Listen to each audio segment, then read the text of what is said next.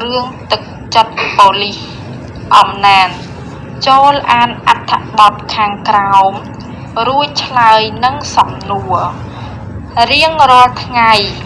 តារានិងស្រីពេជ្រគុណមនោធ្វើដំណើរទៅសាលារៀន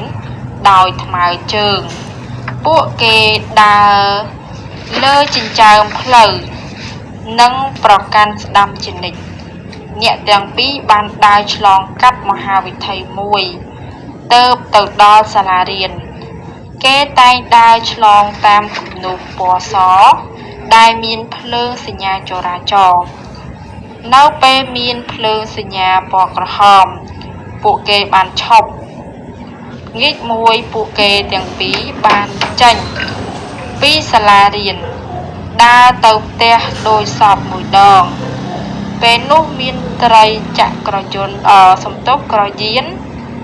តូចក្រយានយន្តរថយន្តកំពុងបើកបរតាមដងវិថីចៃដន្យរំពេចនោះភ្លើងស្តុបបានដាច់កុមារទាំងពីរមិនហ៊ានឆ្លងផ្លូវទេ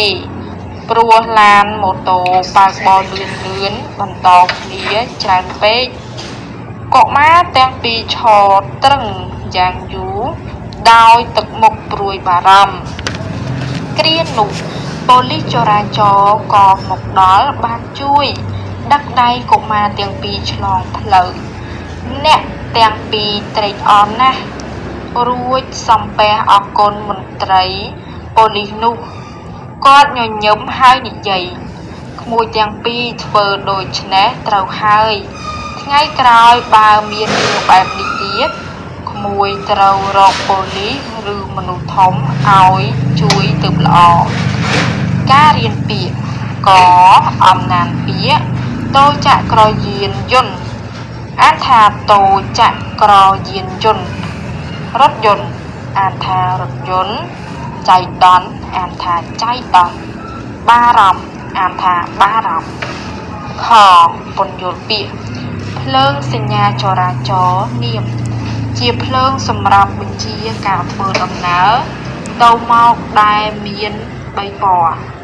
ដើម្បីសម្រួលការធ្វើដំណើរកុំឲ្យកកស្ទះឬមានគ្រោះថ្នាក់ពណ៌បៃតងបញ្ជាឲ្យទៅពណ៌ក្រហម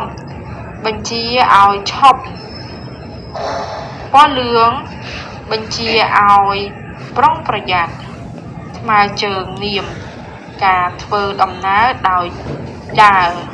បារម្ភគុណនាមដំណើរនឹកព្រួយជាមុនមហាវិថីនាមផ្លូវធំនៅក្នុងរាជធានីគោបដិស័ព្ទ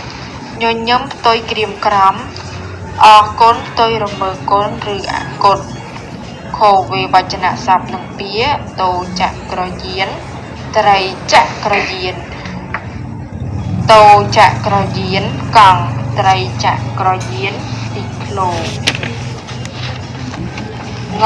ស័ក្តិស័ព្ទនឹងពាក្យគ្រានាមកាលសម័យគ្រាកន្លងគ្រានោះគ្រាកិរិយាដំណើរអងអែបអ